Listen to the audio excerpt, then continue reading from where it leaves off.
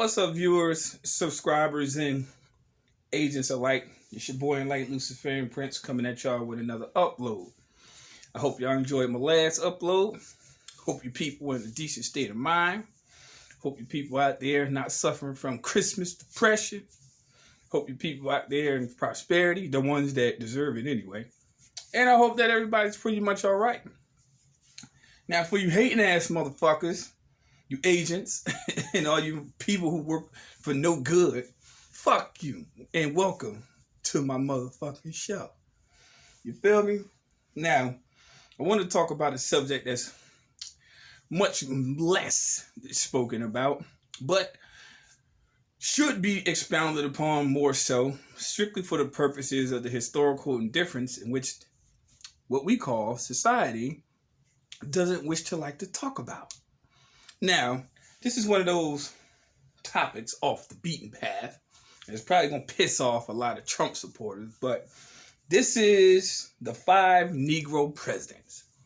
Now, the average person would be like, well, why does this matter? First off, because we have had so much historical emphasis placed upon what we call white supremacy. See, let's get one thing straight about that word, supremacy. In order for you to understand what that means, in order for you to try to feel supreme about something, you have had to have first felt inferiority. Now, I'll let you sit on that for a little minute. And trust me, people, this is not to incite any type of quote-unquote back and forth racial dialogue on social media. We all know people get butt sore about those topics because those are topics that we live with every day, but we never really want to address. But I don't give a fuck on my channel. It's Little Enlightened Luciferian Prince's channel. I don't give a damn how you feel. I'm going to keep it real. Again, I don't care how you feel. I'm going to keep it real. So without further ado, let's go on into it. Now, this is a book by J.A. Rogers. On the cover, you got President Harding and his granduncle Oliver Harding. And this is from Abbott's Monthly, September 1932. Go ahead and look at that real quick. Look at that. Look at him. Look where it came from. Like, what is this? This history. How do you know that's real? We're going to get to it. You know? Here we go. Let's get to it. Here we go. In 1963, when Attorney General Kennedy and Senator Javits, and there might be a Negro president in the next 30 or 40 years, which is fact, most outspoken of the big magazines replied, there was already one, and its January-February 1964 issue had an article, America's First Negro President. It named Warren G. Harding, I just showed you, as one and had affidavits from elderly whites who knew the Harding family. But before Harding, 3 other presidents had been loudly proclaimed by white people as being of Negro ancestry. Well, that scared them. Thomas Jefferson, Andrew Jackson, and we already know, Abraham Lincoln. The portraits of none of the above mentioned show the slightest degree of Negro strain, but that certainly is not proof. Even before the Revolution, many of Negro ancestry had become so white that whites who had been kidnapped and sold as Negroes could not prove they were really white. The more so that some of them were darker than the bleached Negroes, what we call red bones. Children were especially victims, or not red bones particularly, but mulatto, whatever you wish to choose to call it, is what it is. Doesn't stay the same.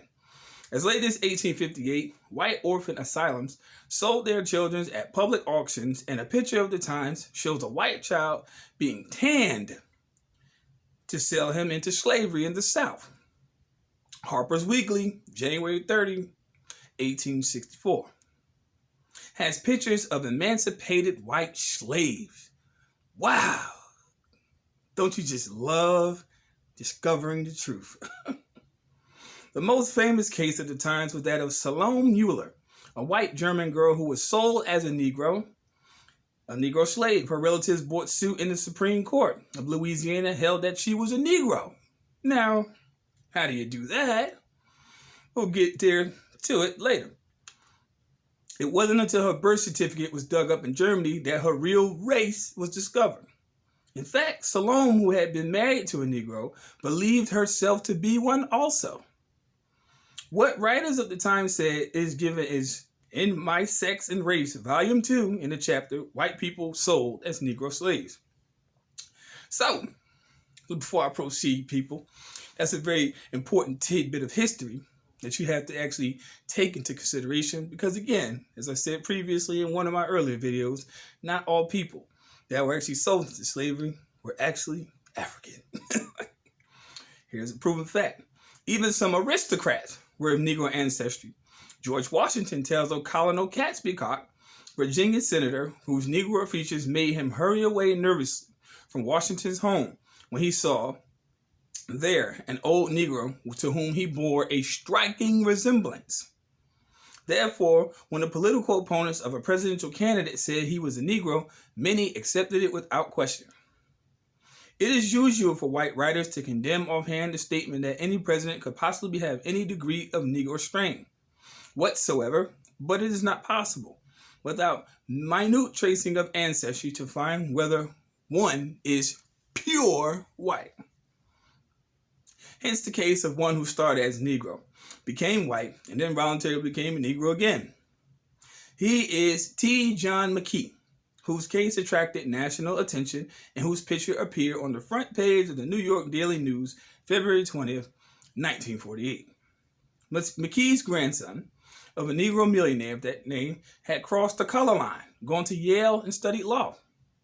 He lived for 45 years as a white man and has been a very successful Wall Street lawyer. Said the news, he also married a white woman and had children by her. Then, in 1948, he saw an ad issued by an orphan society to Philadelphia for any living grandsons of Mckee. The latter, in his will, had left $800,000 to found a military school for white and Negro orphans with the provision that if it was not done, the money with interest should go to his last living grandson. This attorney, Mckee discovered, was none other than himself, and he promptly became a Negro again in order to attune the sum of $1,240,000 with interest on the original sum.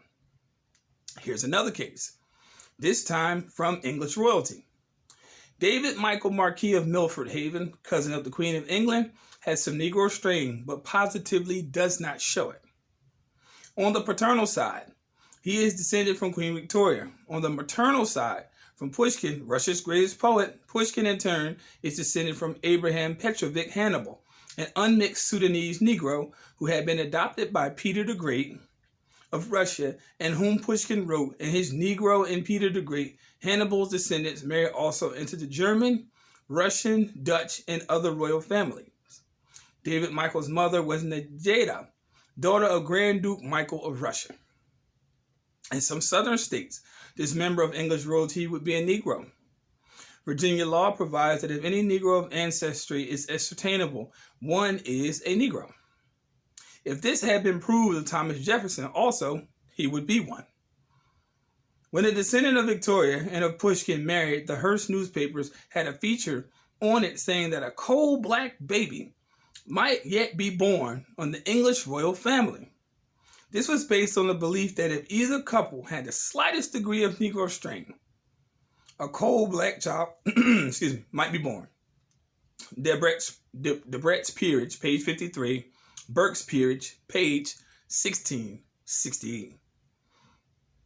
Therefore, if a Negro strain can be found in any European royalty, which is so exclusive, why not in the American colonies where there was so much intermixing?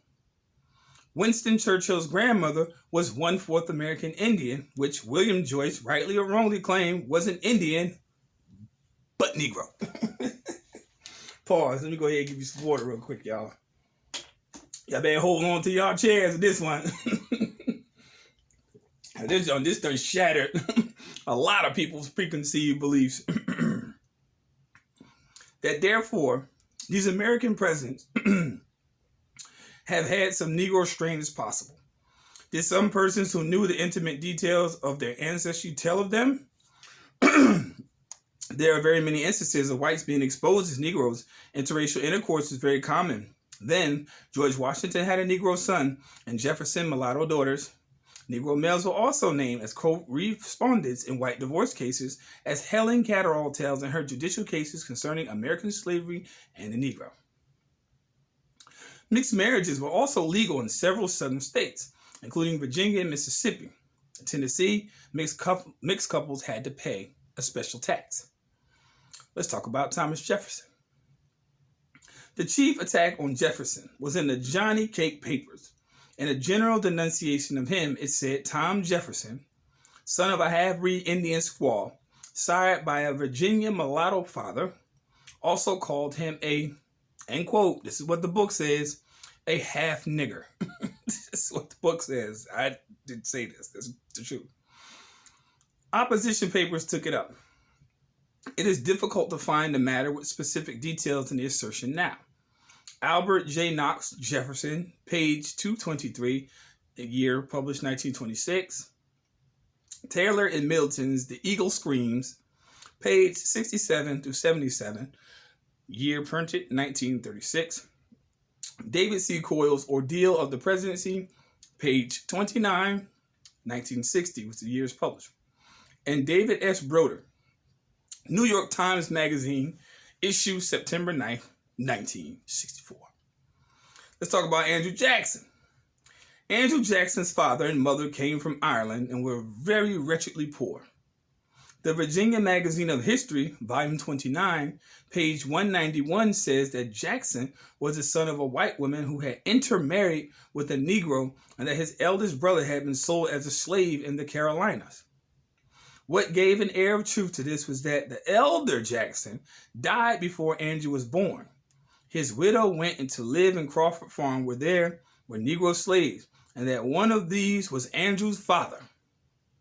It was stressed that Andrew was conceived after the death of his supposed father, whose name he bore. Other mention can be found in David C. Doyle's Ordeal of the Presidency, page 127. Published 1960. Jacobson, The Affairs of Dame Rumor, page 190, year published 1943. Abraham Lincoln. This is a cartoon depiction of Abraham Lincoln as depicted cartoonishly, but note the hair. Note that hair. Lincoln was said to be the illegitimate son of a Negro by Nancy Hanks. In his campaign for the presidency, he was often referred to as a Negro by his opponents. He was even depicted as a Negro. He was called Abraham Africanus I. What gave strength to this was that his hair was more Negroid than Caucasian. So was his color. Of his father, he said his face was round, his complexion swarthy, hair black, coarse, eyes brown. Of himself, a dark complexion with coarse black hair and dark eyes. Hendon, his closest friend and law partner, said he had very dark skin. His confidential servant, William Slade, an ex-slave and Negro, was much fairer and had straight hair. Slade looked like a white man, Herndon said. There was something about this, Lincoln's origin, he never cared to dwell on. Other writers agree with him. Coleman says, all we know about President Lincoln's parentage and birth under his own hand are two brief records, one an entry in the Bible in his own handwriting, and that he was born February 12, 1809. The other, a brief autobiography where he gave Mr. Jesse R. Fell in December of 1859 for a campaign sketch. Lincoln had a secret preying on his mind. Was it his race? His enemies harped on it, Herndon says of it. Lincoln often thought of committing suicide. Why did the knowledge of his mother's origin or his own press of the thought of suicide press upon him? The Hidden Lincoln. This is the book. Page 412, published 1938. Jacobson mentions a catechism by the Western author adducing evidence that Lincoln was of Negro ancestry. He also mentions another catechism, and this is in parentheses, by Chauncey Burr, who said it would not rebound to Lincoln's honor to have it proved that he is part Negro. In other words, it's something they just want to keep hidden. Hell, the only coin they give him is a copper one. So what you see on a $5 bill is nothing more than a redepiction of what you actually know as Abraham Lincoln. But let your own mind adduce that fact. For then on the ground of natural sympathy with his own race, we might find excuses for facts we could never pardon a white man. Coleman, The Evidence That Abraham Lincoln Was Not Born in Lawful Wedlock. This is a book published in 1899. Beveridge, A.J. Abraham Lincoln, Volume 1, page 4, published 1928. Lincoln Encyclopedia, page 190, published 1950. Jacobson, Affairs of Dame Rumor, page 191, published 1948. C. Soils, Ordeal of the Presidency, page 155, published 1960. Sandberg Carl, The Prairie Years, volume 2, page 381, published 1926. American Mercury, June, published 1925. The Many-Sired Lincoln, Taylor and Middleton's The Eagle Screams, page 106 to 109, published 1936. Herndon, W.H. Abraham Lincoln, volume 1, page 1, 1896, published. It seems clear that those whites who said Lincoln was a Negro are right. These are the many sources. This is not my opinion. These are the many sources that I have studied that provide the truth as to particularly what his ancestry really is. So that stuff that you've seen in elementary fool system, throw that shit in the trash bin. Oh, wait. Well, just wait till we get to King James later on my series, too. You're really going to love that one. Vice President Hamlin. Even more than Lincoln, it was his Vice President Hannibal Hamlin, said to be a Negro. While United States Senator from Maine, he was often attacked from the floor because of his dark skin. To one opponent, he replied, "I take my color from nature. You get yours from the brandy bottle," which is more honorable. He was a special target for the South during the 1860 campaign. The more so he was outspoken against slavery than Lincoln. Editorials thundered against him, and the dire effects of electing a free Negro to the vice presidency. R.B. Rhett, session leader of the Charleston, South Carolina Mercury, July 9, 1860, said Hamlin, quote, "is what we call a mulatto. He has black blood in him.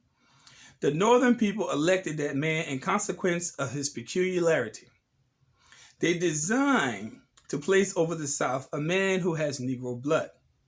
He wrote Lincoln that he understood that Lincoln had a mulatto boy. And if you will let us know what you'll take for the boy, Hannibal, and your price is reasonable, we'll purchase him." The Chicago Democrat issue published June 4th, 1861 said, "The constant theme in the South for the last 2 months has been the election of the abolitionist Lincoln and the free Negro Hamlin." Wow. So I'm going to take y'all to school on my channel. I know these motherfuckers mad. Who gives a motherfuck? We still going to keep it rolling. Agents have a motherfucking seat. Ain't no more coffee on my channel. Fuck that. Coronavirus. 6 feet. Social distance. Get your ass back. As regarded Hamlin's color, General Butler wrote the Secretary of War, Stanton, when he was gathering Negro troops for the Union Army, that he would have a regiment of mulattoes about the complexion of Vice President Hamlin. Quote, that's what he said. While the South was making much against Lincoln and Hamlin, one of the South's generals, James R Floyd, was called a Negro in the North. Floyd had been governor of Virginia, a candidate for the presidency of the United States, and a former Secretary of War. A United States publication, Rebellion Record, Volume 3, page 47, published 1862, has the following story about Floyd from Springfield, Illinois Republican. A few years ago, a gentleman residing in Richmond, Virginia, gave a large dinner to some distinguished men, and amongst them was Floyd.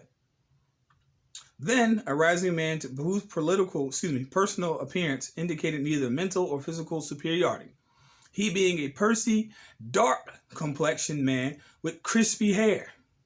Among the guests were two Indian chiefs, magnificent specimens of their race. Floyd, thinking to compliment them and make them at ease, told them in a condescending manner that he could boast of Indian blood, being descended from Pocahontas.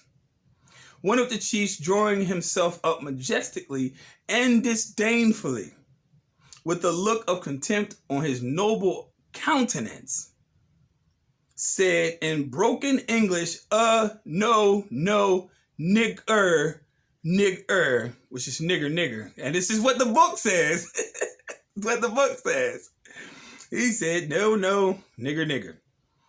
The confusion and dismay of Floyd was complete, and it required all boasted politeness of Richmond to keep other guests from laughing aloud.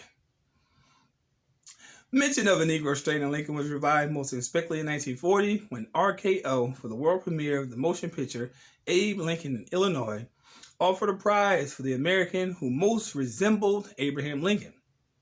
The winner was Thomas Bomar, a lawyer and president of the National Postal Alliance. When after submitting his picture he appeared in person, the judges were amazed. It was as if Lincoln had come to life. But before the premiere, it was discovered that Bomar, who, to all appearances, was white, was a Negro. He was given the prize and sat in the front row that opening night, but nothing was ever spoken about of the contest until Lord Enlightened Luciferian Prince's channel came about. The dailies were silent about the affair, but the Interstate Broadcasting Company of New York mentioned it January 27, while the Negro press gave it wide publicity. Friday, an outspoken white magazine also gave it 7 pages with pictures under the heading Lincoln Snubbed at Lincoln's Movie Show. It tells how the prize was privately awarded to a Negro, the man who looked most like Lincoln. March 15th, published 1940.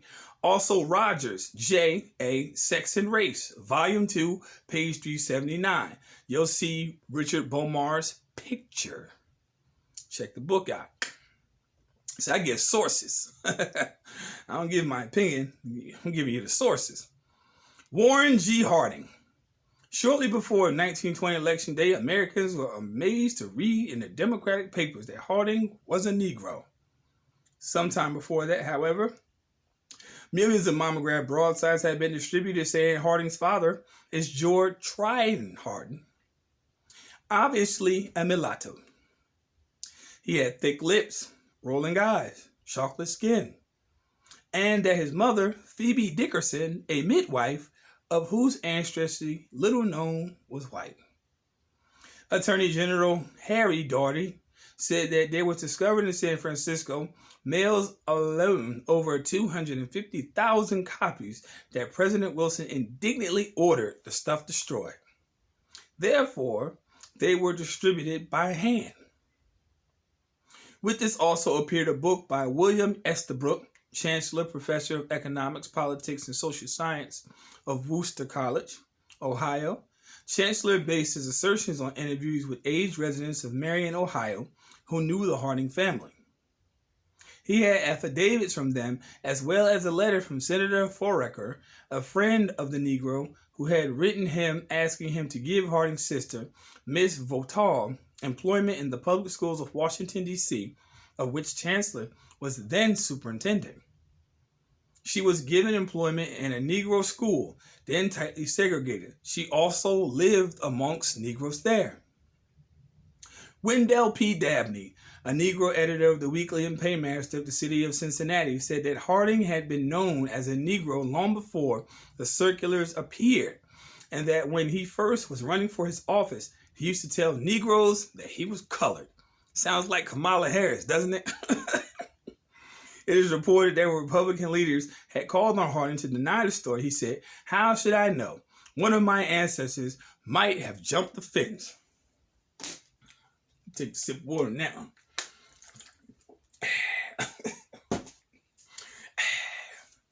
This gets deep, y'all. The Justice Department did its best to suppress the story.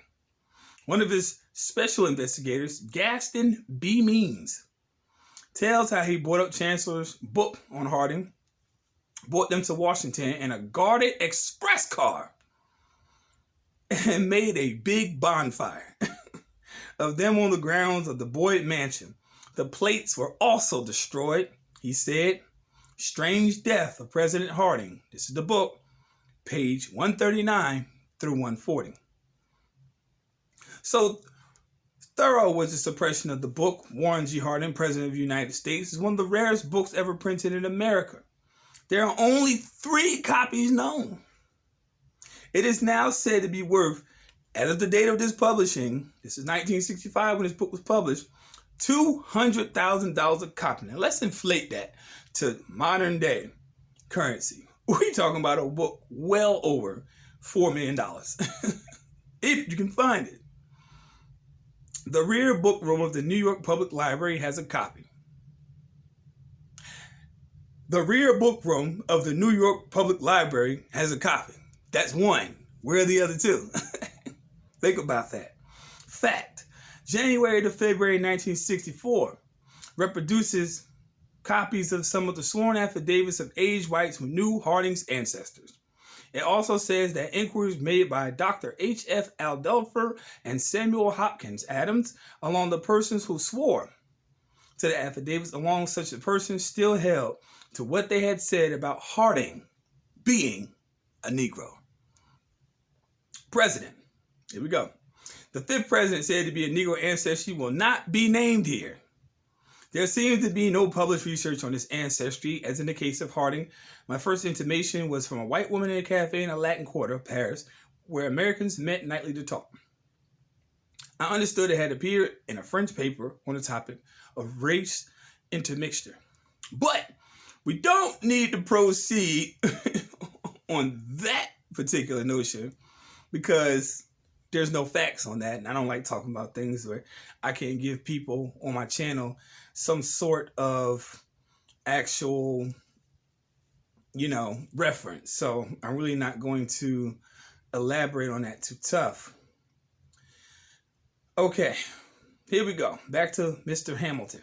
The surest proof that Hamilton was of a Negro ancestry, says Reverend Martin, is that Hamilton's brother, James, same mother, same father, also migrated to the United States, where he was treated as a Negro because of his color and his hair. James, who was a merchant, was once refused a seat in a Broadway coach because of his dark complexion and is suing the company for heavy damages. Quotes Reverend Martin from a letter in the Times. In his article, Alexander Hamilton had Negro blood. He says proof of this is not in general belief of the West Indians are of mixed blood, but in a statement of eyewitness who knew the boy before the fame crowned the man.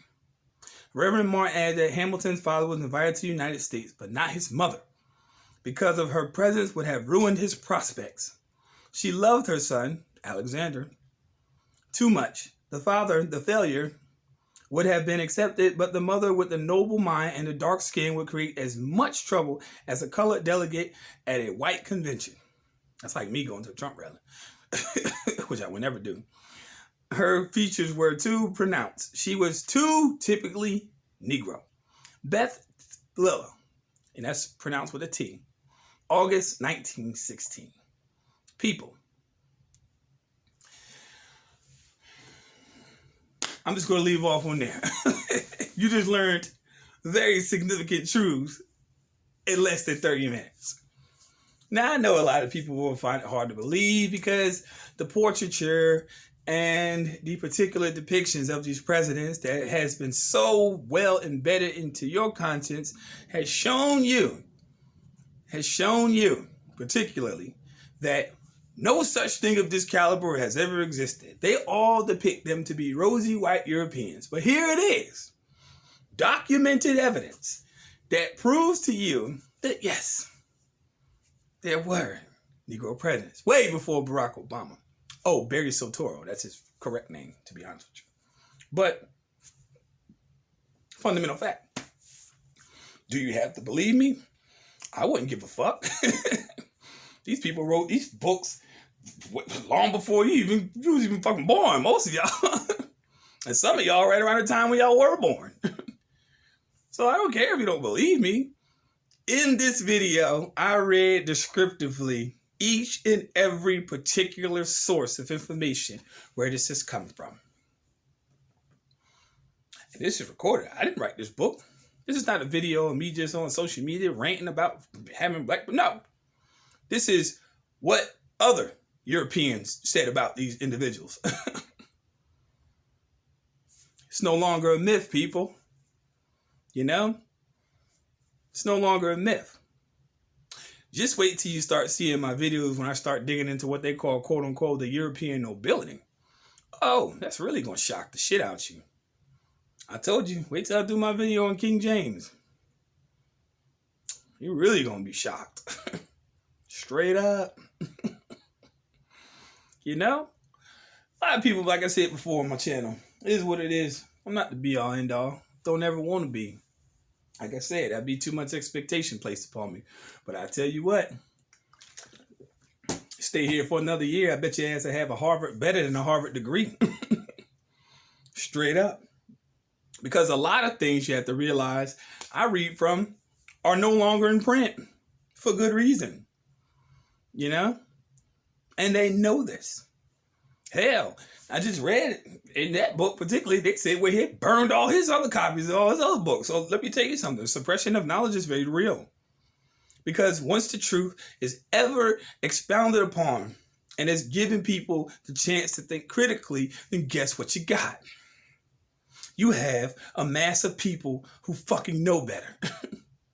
Now, for you dumb agents that's on these channels that y'all spreading dis and misinformation, keep doing it. Because, as I said before, years ago on my channel, there's nothing you can do against the truth but for it. The truth is evident. It's evident. See, lies have to be expounded upon. Lies have to be elaborate. Lies have to be deceptive. I don't lie. I tell the truth to piss you bitches off. And I know you don't like it. And who in the fuck cares? I don't care about how you feel. I care about what's real. Period. And this is the truth. Yeah. You had some colored presidents. See, in the modern day era, in the 21st century, they tried to play on your emotions and your heartstrings and make you believe President Barack Obama is going to save humanity. When he gradually made shit worse. And then now you fuck faces who go vote, you turn around and you elect his fucking counterpart to be in office next fucking year. Boy, I hope y'all enjoy y'all little Sol Invictus. Hope you enjoy a little Sol Invictus worshiping Nimrod's penis with that Christmas tree in your living room. You know what I'm saying? Go ahead and burn your Yule log and, you know, hang your little mistletoe. It's all fertility rights. And people, I leave off on this note. Don't get too hyped about this shit going around on social media talking about December 21st. That's just the winter solstice. That's all it is. That's when the sun dies. It's when the son of God dies. Not literally, but hell, they dramatized it in the whole religion. Made you believe that a man went down to the underworld and came back alive. No. That didn't happen. It was figurative, not literal. So, on December 21st, that's all it is, winter solstice.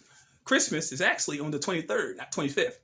But because the Gregorian calendar has been extended, 2 days taken away from February, one added to July, one added to August, because these cock cutters, you call it, Roman emperors, were the individuals who had an egotistical ideology about what they wanted their month to be and how long they wanted it to be.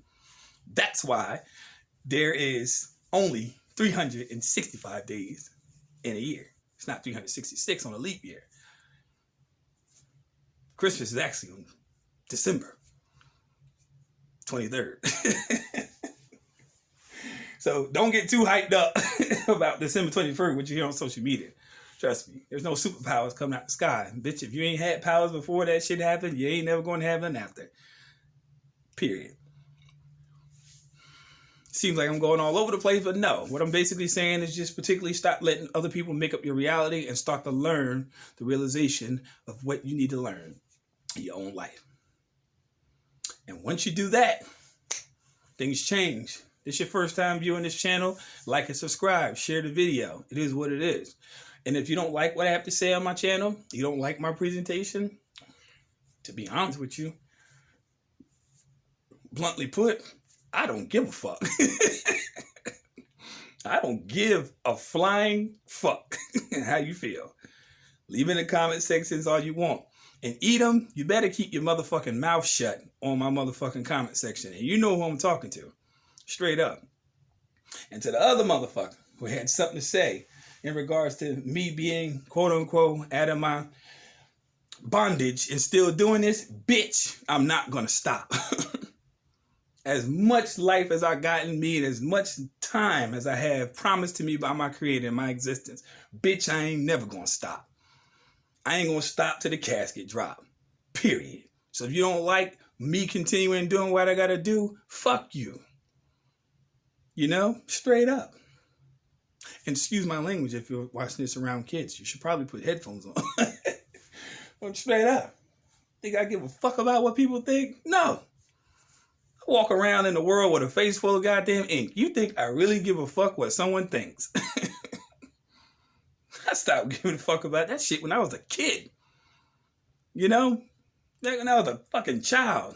I'm a grown-ass man. I'm in my 30s. Give a fuck what you think. If you don't like what I gotta say, unsubscribe. Period. Other than that, fuck off. Straight up. Period. Because I'm gonna keep kicking the ballistics on this motherfucking channel. Because guess what? I own it, bitch. Y'all be safe, man. The rest of y'all, peace and light. To the agents, man, fuck you. Don't contact me. It is what it is. I ain't giving you shit. Not gonna give you an email. Not giving you a phone call. Fuck you. Coming sometime in 2021, I plan on actually having some Lord Light Luciferian Prince 5.4 merchandise available on a different platform. I'm gonna wait till after the new year because it don't make sense to do a goddamn thing right now. Everybody got the Christmas blues, so while y'all over there doing on the other side, I'll be on my side working that shit out. So y'all just go ahead, ladies and men merchandise too, ladies and men. So you know, it is what it is. Y'all stand by. Peace, light, love. Like and subscribe, agents. Fuck up off my channel. Peace. Y'all take care.